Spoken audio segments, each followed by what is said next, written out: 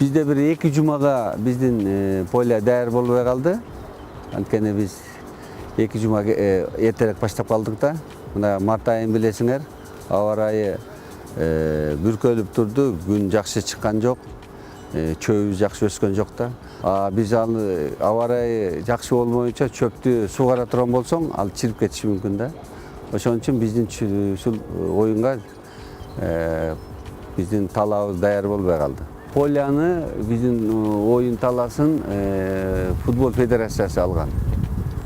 Мына ушул биз ошолор менен кошо биргелешип иш алып барабыз да.